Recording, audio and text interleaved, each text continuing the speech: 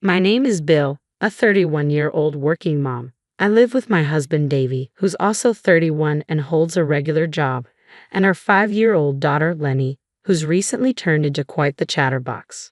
We're just an average family, neither rich nor poor, and we get along great. But soon, our peaceful home was about to be disrupted.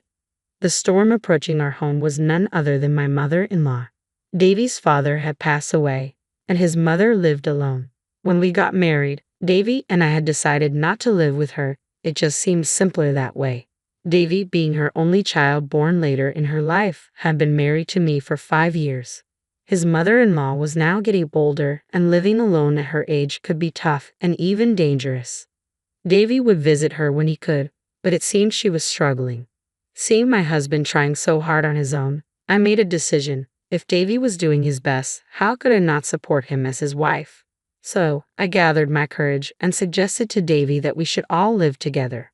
He looked surprised and asked, "Are you sure?" Truthfully, I wasn't thrilled about the idea, but I felt something needed to change. Balancing housework, childcare, and my part-time job was already a challenge, and if anything happened to mother-in-law, Davy would be the one to handle it. After discussing these important matters, we began living together. On a spring day with cherry blossoms falling, mother-in-law arrived at our home with tears in her eyes. I had thought living with such a humble woman would be smooth sailing, but I was mistaken.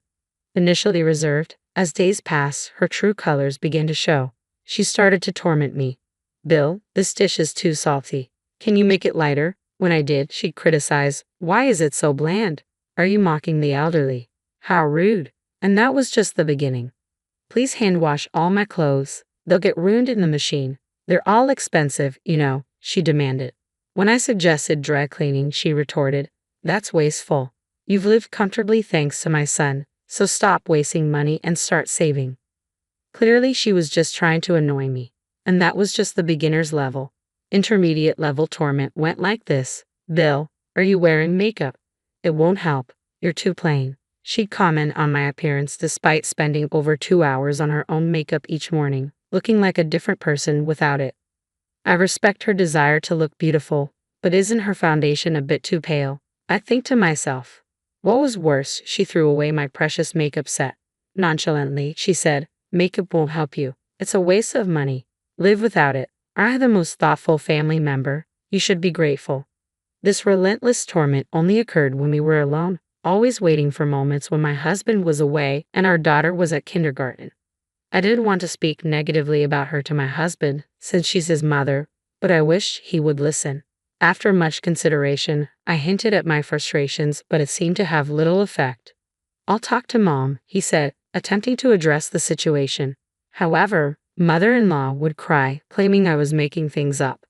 At one point, he even accused me of trying to deceive him. Feeling increasingly powerless, I remembered the saying, "Seeing is believing." Deciding to secretly record my interactions with my mother-in-law, I carefully placed the camera. As I pondered this, the torment from my mother-in-law escalated to an advanced level. We had moved in with her in spring, and as summer faded into autumn, one winter day arrived. My husband was away on a business trip, and our daughter was staying with my parents. It was snowing heavily outside. Normally, I would bike to my part-time job, but due to the weather, I walked and returned in the evening. Upon arriving home, I usually cleaned, did laundry, and prepared dinner. However, on this cold winter night with heavy snowfall, hand-washing delicate laundry wasn't ideal. Nevertheless, mother-in-law cheerfully handed me her laundry. "Here's today's laundry. They're delicate, so be sure to hand-wash them," she emphasized, knowing it would irritate me. "I'll wash them with warm water," I started. "No, you can't. The colors will fade and it'll damage them." "Absolutely wash them with cold water," she insisted. Frustrated by her unreasonable demand, I snapped, "This is ridiculous. Why should I hand wash with cold water on such a cold day? If they're that precious, wash them yourself. How dare you expect me to wash with cold water on a day like this?" Mother-in-law stared at me, her face reddening with anger, but I didn't back down. "Why don't you go outside, mother-in-law? You've been indoors all day and probably don't realize how cold and snowy it is.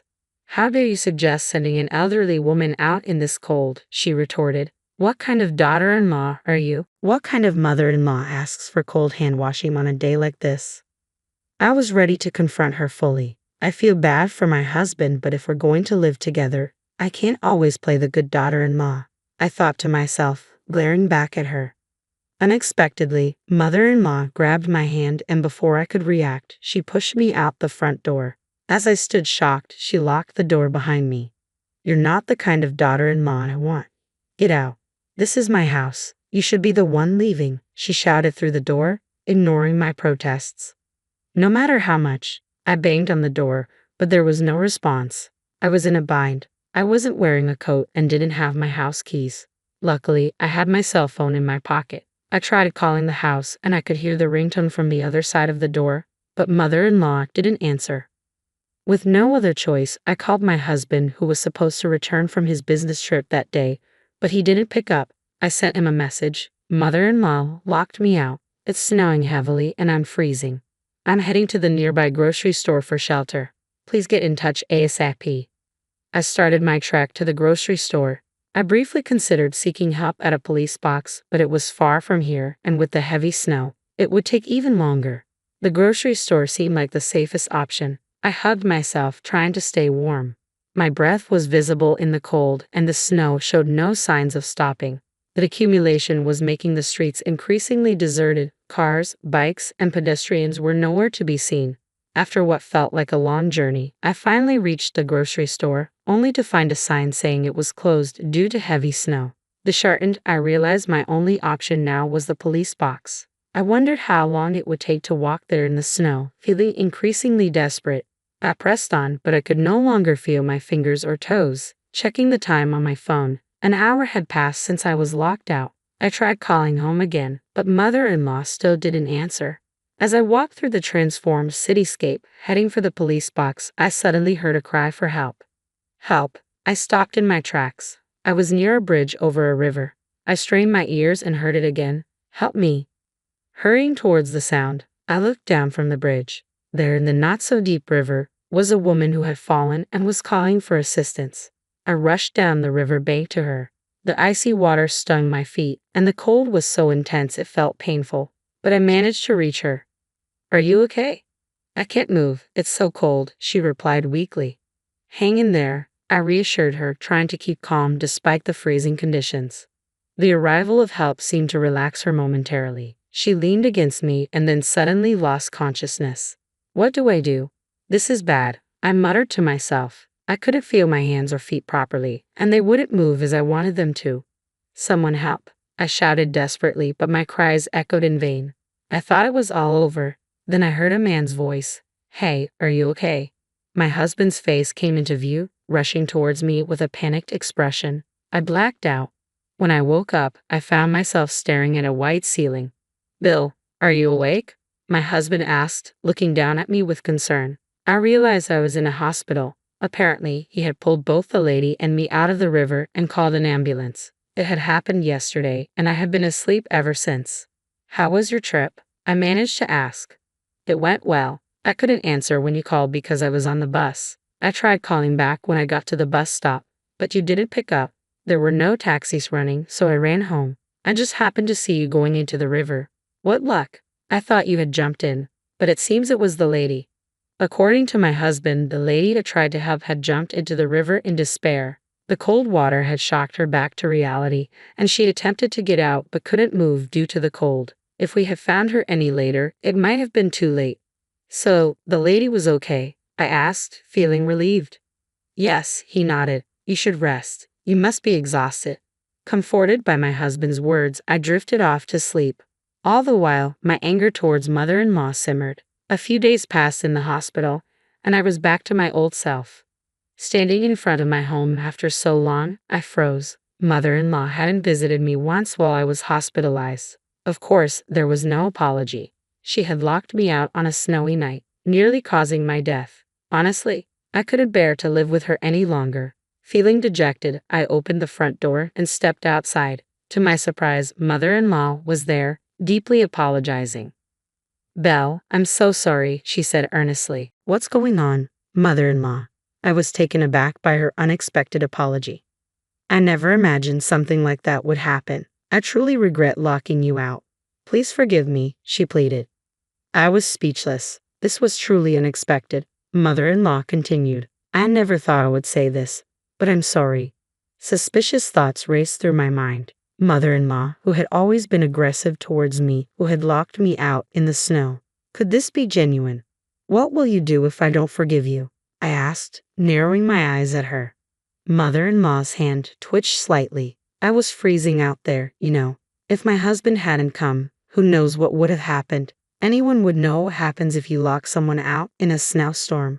If you didn't, does that mean you're not normal? I added sarcastically. Mother-in-law's face turned bright red. What did you just say? You think you can take advantage when someone's being nice? Don't get too cocky. My son said he'd end our living arrangement if I didn't apologize, so I did it. Now that I've apologized, let's forget about the whole locking out incident. Now get back to your chores, she said, her tone shifting abruptly. She had taken the bait so easily. My suspicions only deepened. I smirked, seeing right through mother-in-law's facade. Her remorse was all a lie. People don't change that easily, especially not someone like her. But just as I suspected, she began her antics again. Make sure you hand wash my clothes with warm water, she insisted. Are you still on about that? I retorted, exasperated by her ongoing demands. Only cook what I like. If it's not tasty, I'll throw it away. This is hopeless, absolutely hopeless, I muttered to myself, feeling resigned. She's beyond redemption. I sighed heavily and turned around. Saying all this, my husband, who had been standing nearby out of mother-in-law's sight, spoke up. Davy, her beloved son. What about work? Mother-in-law noticed him and turned towards him. I took the day off to be with Bill, he explained calmly. But Mom, you hadn't changed at all. Davy continued firmly. No, I was just joking, mother-in-law hastily interjected, trying to backtrack. It's not funny at all, Davy said sternly. I told you to genuinely apologize to Belle and never do such things again. But I did apologize, mother-in-law insisted defensively. You were about to revert to your mean self. That was just a joke, Davy countered. That's why it's not funny. I had warned my husband to keep his distance, but mother-in-law's reaction was as expected, if not more dramatic. She desperately tried to justify herself, but I couldn't help laughing. Belle, what's so funny? Mother-in-law asked, puzzled by my reaction. On the other hand, Mom, I'm talking now. Listen to me, Davy asserted calmly. I'm sorry. Even mother-in-law couldn't ignore her beloved son's words. Tearfully she listened as he continued his lecture. Why would you be mean to Belle when she agreed to live with us out of concern for you? I might have gone a bit overboard earlier, but I've never harassed her. I commented on the food's taste, but I just wanted her to know my preferences. I had asked for my clothes to be dry cleaned, but Belle insisted it was a waste and would hand wash them instead. Mother-in-law continued to complain, adding that Belle had thrown away her cosmetics right in front of her. She seemed intent on shifting blame away from herself. Unable to tolerate her denial any longer, I pulled out my phone and played a recording. Today's laundry, it's expensive, so definitely hand wash it. Mother-in-law's voice echoed clearly through the room. She screamed and tried to grab my phone, but I dodged her and continued playing. Definitely wash it with water.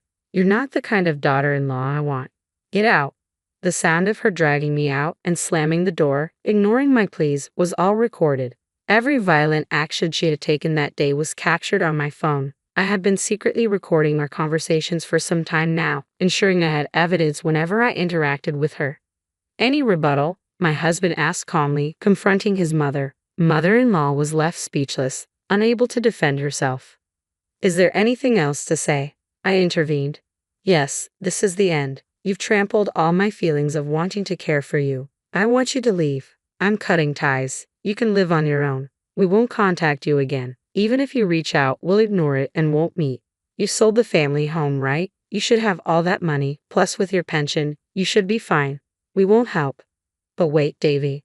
Are you abandoning me? Betraying your only family? Mother-in-law pleaded desperately. You're the one who betrayed us. My husband's voice was firm, leaving mother-in-law sitting there, speechless and defeated. The only sound in the room was the dripping of melted snow from the roof. From that moment on, things moved swiftly. While mother-in-law sat there, lifeless, my husband and I packed her belongings. Her hometown was a 2-hour train ride from our place. She had distant relatives there, but she had been estranged from them for so long that no one would probably care now. She rarely went out when she lived with us, so she likely didn't have any friends. But now, it didn't matter. Bye, Grandma. My daughter waved at mother-in-law, her cheerful gesture devoid of any sadness. Finally, mother-in-law broke down into tears as the taxi carrying her drove off, leaving behind her sobs. I felt nothing as I watched her leave. It was her own doing. With that thought in mind, I entered our home, feeling refreshed. Time passed, and rumor said mother-in-law lived alone in an apartment. We still received calls from her, so she must be alive, but we never met or spoke to her, just as we promised. She would probably live a lonely life, having destroyed the happiness she could have had. While listening to the washing machine, I served tea to an unexpected guest, an elderly woman, the very same lady I had saved on that snowy day. She had been living a lonely life filled with despair, but the cold river water that day had made her want to live a bit longer. My son offered to live with me. That's wonderful. His wife is lovely, she shared, but I didn't want to be a burden, so I decided to move nearby instead. That's nice. I've been lonely since my husband passed away. I thought life had nothing good left, but I was wrong. I replied warmly. I'm glad you realized that. As long as I'm alive, there's hope. Thank you for saving me that day, she said with a grateful smile.